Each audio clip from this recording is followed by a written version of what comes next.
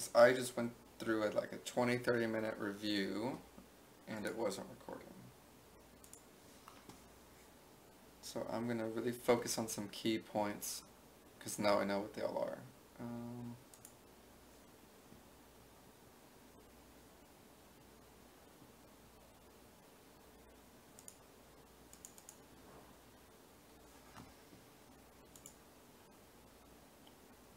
One second. I just want to make sure that this thing's going to... Okay, it seems to be recording. Cool. So, there's the main point to this entire thing was a few things. We have a good foundation path, but your pathing is still miscommunicating to your teammate, and it's causing your teammate to not have the quality that he deserves. And the second thing is active decisions to go for things that are less punishable and less committed. So, at the very beginning of the game, hopefully we can just go through this in 5 minutes, and I can just point it up as we go. At the very beginning of the game, we got pulled out of position. You're in a good position right here. We have to recognize that it's on their side, your teammate's in front of you, they're closest to the ball. We have to respect that. We can't just play around and get into this position. Now we're in no man's land. If you would have stayed right here, you would have been the first one to this ball, and this would have been the first goal of the game. So again, it's recognizing that where our teammate is, where the ball is, and where the other team is. And we just took that for granted, and we weren't able to capitalize. You got pulled out of position right here. This is playing with fire. This should be a goal scored against you because you made this decision. Instead, what you should do is go for the mid boost pads right down the center line and turn around. And the key point that I made was whenever you see this situation, this ball, and you hear him jump for it, I heard him in my ear, he just jumped for it, that tells me to boost back towards down the middle of the goal and grab boost pads. So, that's how you, because this should be really, that's really dangerous to do that. You do a good job following it up, you get a good clear.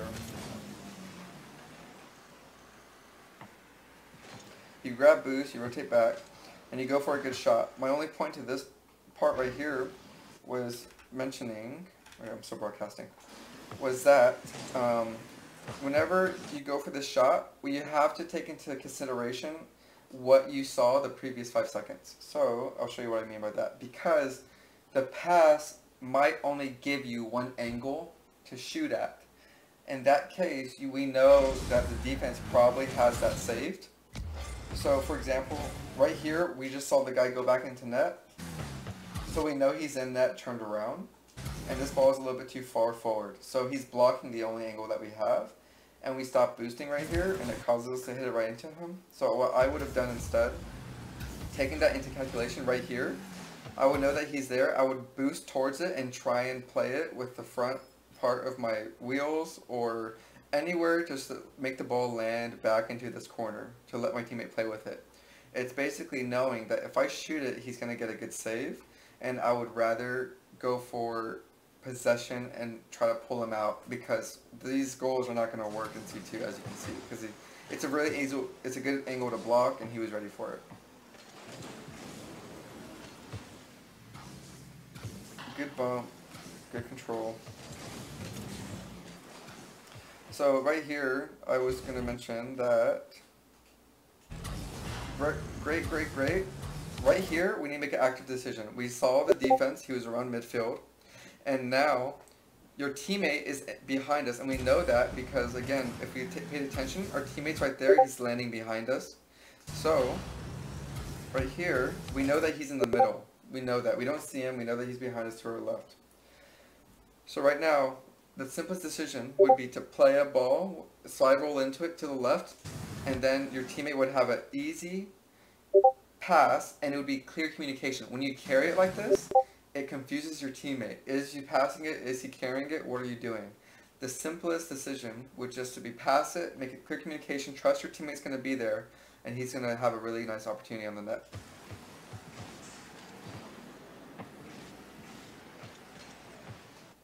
So this is a pathing. You do a great job of getting this defense, but again, we have to understand where our teammate is.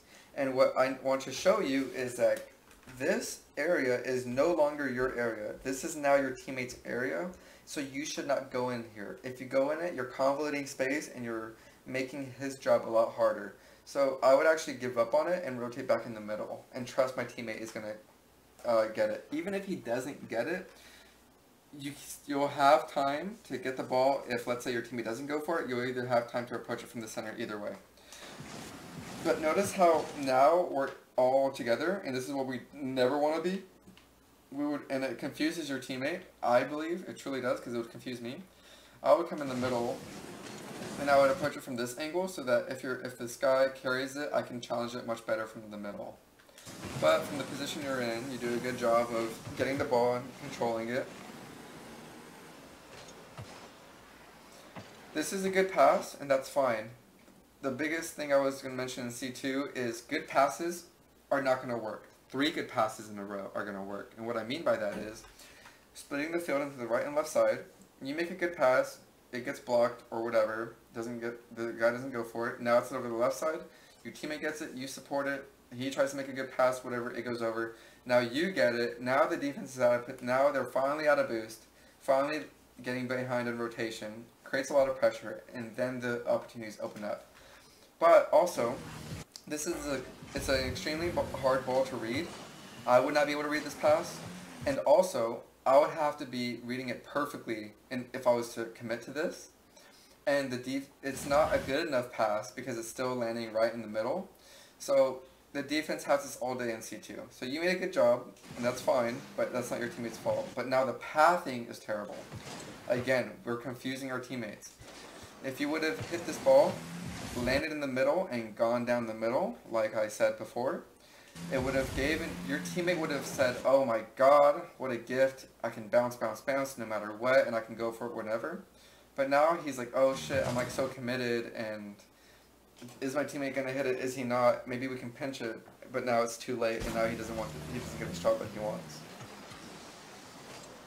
I do feel like your teammate was trying to read you really well this entire game. Okay, again, this is recognizing the situation, our teammate and everything that's going on. We grab boost. Our teammate's up top rotating back. They're on the offensive.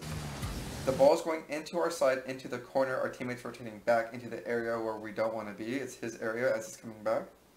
I would not go for this ball. You don't have an angle for it. This ball is just going to go out to the center and dank rect, whatever. It's gonna be a free pass to him, and it ends up being a free pass to him.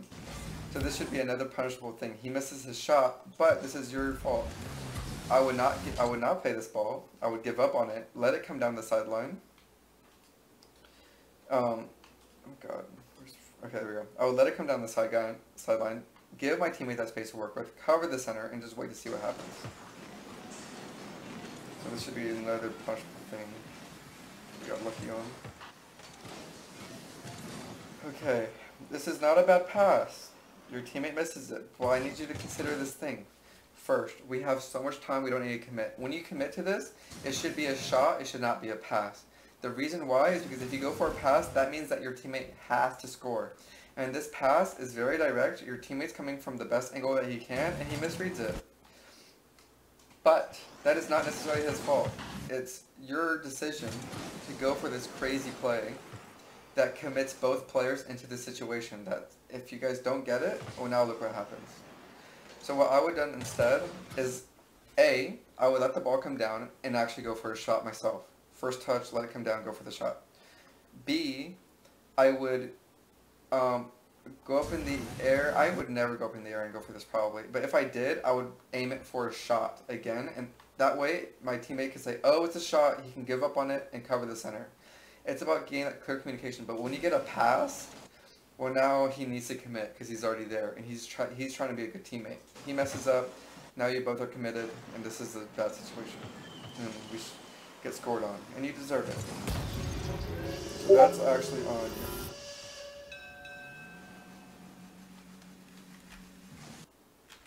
Still broadcasting.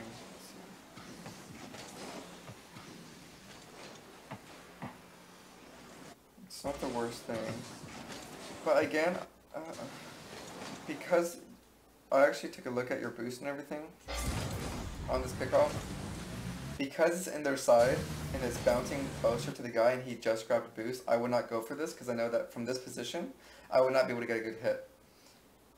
So I would actually turn my tail, go to cover the center, and just wait. Because when we commit, we waste boost and we give him an even better clear.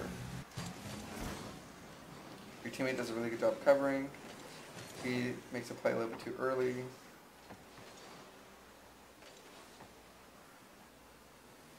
So this one, I actually really got into when I first went through it.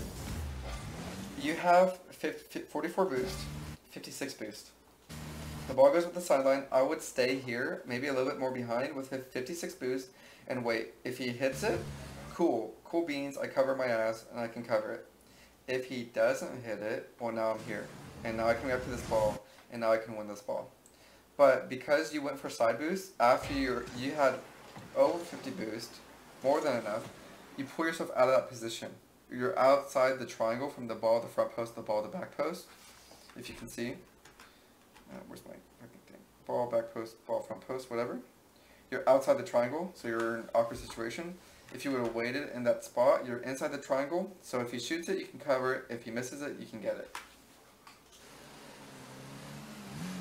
Because now you give him time to turn around, and now you're in out of position, not doing anything for your team. You're in no man's land.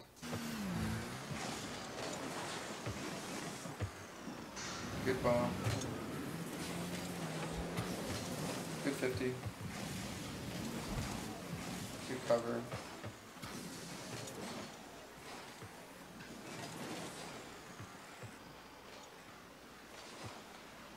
Ruined opportunity. So, in this play, I don't mind this at all. You're pressuring. This is good. The ball's off the wall. I believe you grabbed the boost pad. Let's see. Yeah, he has 0 boost. So I would know that he has 0 boost. Then in that case, I would let this ball come off the wall. And I would either no, I don't think I would go for this because the defense is set up. I would let it come down. He has 0 boost. I would let it come down, force Chardon to challenge me, and I would probably get the shot on the target. Or go for a pass early if he challenges me early and then touch it to the side and touch it over here. But if he doesn't go for it, then I'm shooting on his ass. But when you go for it, you're wasting a lot of boost, you get a bad pass, and you give him a really good clear. Teammate has good cover, takes his time, goes for a shot, nice try.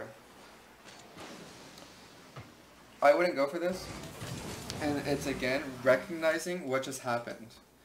Our teammate's up top, the defense is played, your teammate's not ready for a pass or to cover your shot. It's a bad angle for a shot, it's a bad angle for a pass. I would probably round out my approach and probably get a hit angled and over the crossbar. And if Danker was to challenge me close, I would get a 50-50. But it's basically buying my teammate time to react. Because now he's forced in a very awkward situation and he plays really well on it. I don't mind you not going for this pass, based off what we see.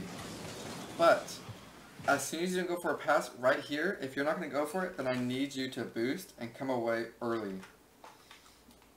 That way, if you're here, and now we're boosting away, notice how now we're in this position, and now we can actually play this ball, and this is probably a goal, if we just gave up on our early repositioned, got centered, and now this is a free goal.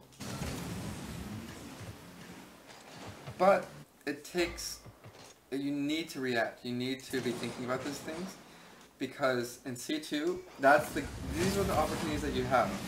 But you can only do it if you make decisions.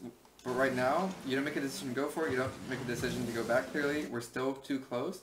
Now we're in no man's land and we're not used to our team. Notice how that whole time we didn't touch the ball, we didn't create pressure, they were easily able to maneuver around us.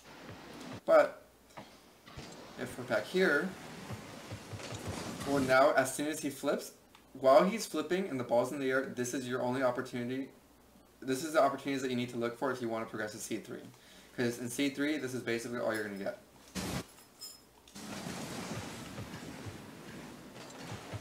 Really good read.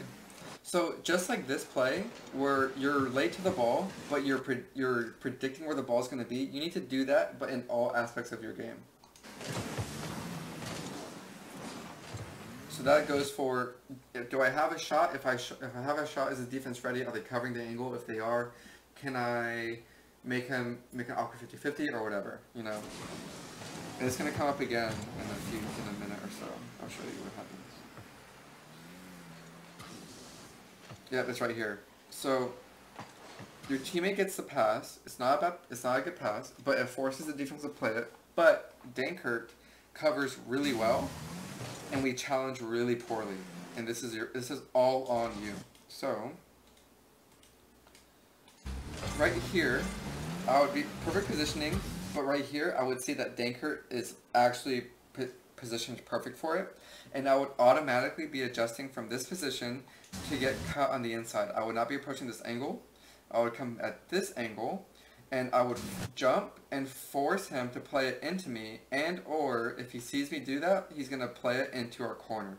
So he has two choices, either to play it into me and get dunked, or to play it into the corner. But it's recognizing it from back here that he's recovering well, so that we can adjust and be here, or here, whatever, and make the challenge really beneficial for us, rather than here and making it really bad for us. Like your teammate actually does it really well.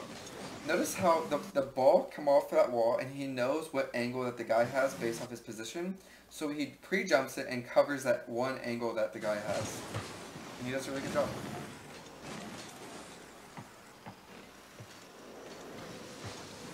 This is another one where I would say, I see what you're going for, but I need to explain why it's wrong. All happens, yada yada yada.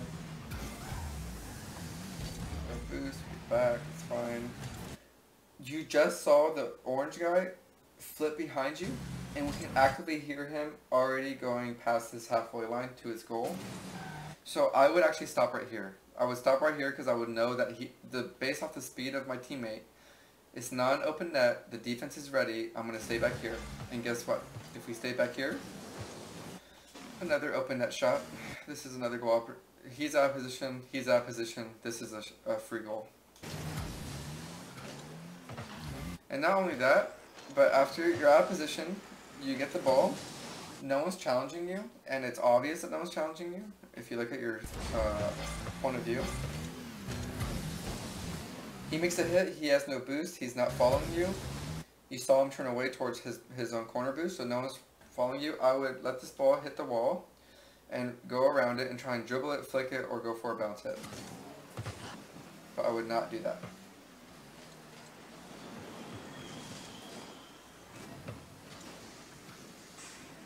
Not the best clear from your teammate. Good recovery though by you. Really good soft touches in the corner to bait him out. That's really smart. Oof. Okay, so this is the right idea, but wrong execution. So if you're going to pass it, it needs to be right now. It cannot be the second touch, because it's about clear communication. You make that first touch, he's like, oh, you're a dribble, and then you get this touch. No one can read that. I can't even read that. And you need to basically read this perfectly, because the defense is on his butt in order to play this. And you can only do that if he was in comms with you, and you're saying, I'm going for a pass, commit, or whatever. So what I would do instead, actually, from your position, this is a huge opportunity.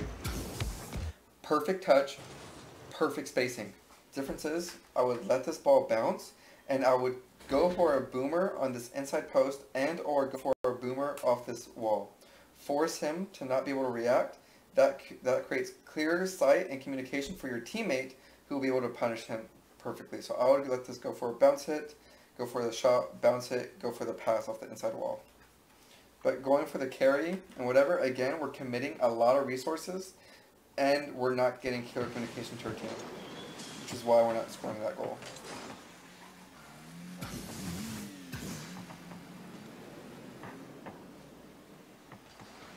Good cover from you. So notice how the one time that you get the good spacing, and the one time that we keep it in their half for more than one play. So check this out. It's going to freak you out. You make the play, you're on the left side, it switches to the right side, your teammate's there, you go back to goal. I don't agree with that, you should have stayed in the middle, but right side is going to the left side, he carries it, it's on the left side, third time's the charm, defense finally is out of pressure, out of boost, we continue the play, and we get the shot. That's my point on 3 good passes, 3 good plays up top is going to open up the net, not just 1 good pass. It's going to be a game of fatigue rather than just, oh, I got a good pass, I deserve a goal. It's like, no. Good pass, good block, good pass, good block. Good pass, defense is out of position, they're out of boost, they're too much pressure, and now we get an easy shot. So you actually, I believe that you force your defense, you force your teammate based off your pathing. Look at your pathing, you're right on the ball, and you're driving right into him. If he doesn't jump right here, he can't go for, he's gonna get hit. So, again, we have to think about our teammates' positioning and where the ball is, and we need to cut across as early as we can to open up the space for your teammate to work with. Which all has to do with communication with your teammates. So I think your teammate did his damage to read the play, but you kept on mixing it up and messing him up. So right here, this goal is actually on you again. It's more 50-50, but you do a perfect job. Back here, go for the touch, soft touch, great. Right here, this needs to be boost aerial, or boost bounce hit. That will be really strong, and it's going to go over Dankert. But because you let it bounce, and then you go for a weak hit, and you commit to it, well, you just gave him the ball. So now he gets the ball. Orange team does a fantastic job. So check this out. It's really hard for your teammate to read. Ball, Dankert reverses and gets a small touch. That's really hard to read from your teammate. Yes, he does commit, but he commits because you get it cleared over the halfway line. So I would instead, in your position, you have 2 options. A, hit this ball, boost into it, and hit the ball right as it bounces. If you can't do that, then I would let this bounce and go for 50. I would jump and just stay right with it, and I would not hit it, and I would stay right with it and force the 50. Basically keeping it close. But yeah, I don't blame your teammate on this one at all. Just because it's hard to communicate. The one time he's out of position, the orange team makes a really good play. So that's hard.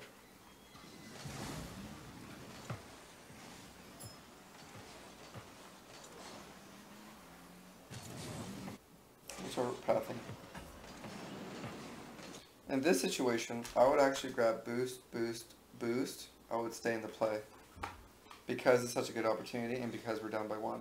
So I would grab this boost, grab this boost, grab this boost, and this is a free open shot. But you still get around to it, which is fine. But now, this is the last thing I think with the game that I need you to look at.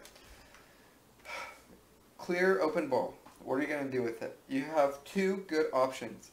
A, do a banger off this side wall. It cannot be anywhere but past this front post. Corner or this right here. Force this one to play the ball.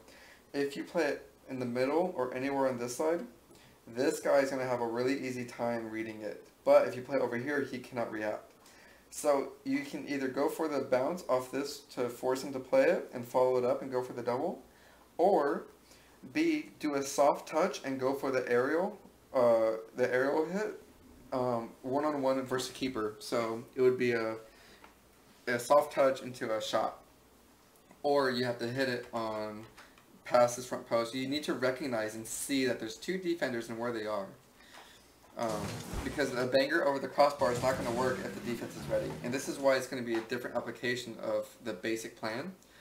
Because you need to be aware and reading, and you see him. You see the guy in the corner, you see the guy in boost. We cannot go for a shot. We have to do something with it. Either a soft touch to hopefully pull the defense out, or a banger off the closest post to pull this guy out and get this guy out of the play. But it's wasted. Teammate puts it back in play. Again, so you just made the play, you're on the left side, your teammate hits it, and you actually see him recover. You see that he lands on the ball. So that should be a clue to you to get out of this area and cover something else. So if he's covering this, then you should be back here. Because notice how if you're in the middle, it creates clear communication, and if you wanted, you could spam I got it, and then your teammate can be like, oh, and if you let it bounce, well, now you have another great opportunity on the net. Not a bad chance, but again, we're not spaced out properly with our team.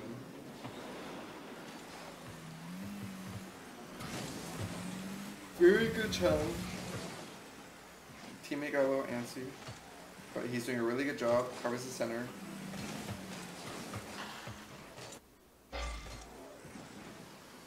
You're rotating. You turn too closely. I would actually not turn on this. I would actually turn away. I would turn away so I can be in this position. And now I can get the ball. And now we can be going the other way. Really good clear. Good cover. And I think you're, even though there's 6 seconds left, you still have 6 seconds and you waste the opportunity by going for this. And this pass is not going to be good because look, Sharvin has this no matter what. He messes up and doesn't get a hit, so it looks like a good pass, but it's not. What I would have done instead is let this, I would, with the, I think you had like 60 boost my game first, but I'll get it in a second. But basically, again, recognizing the situation, recognizing the time, which always means that they're going to cover the goal first, they're going to be less aggressive. You got 100 boost, so we actually have no excuse for this. We need to boost away and try and carry it. I would probably boost away, go for the touch, soft touch, and get a bounce, and then go for a pass off the front post or a shot into the back post. And that's the game. So multiple opportunities to score goals, multiple opportunities to avoid goals, and a lot of opportunities to make better. That's my analysis for the C2 gameplay.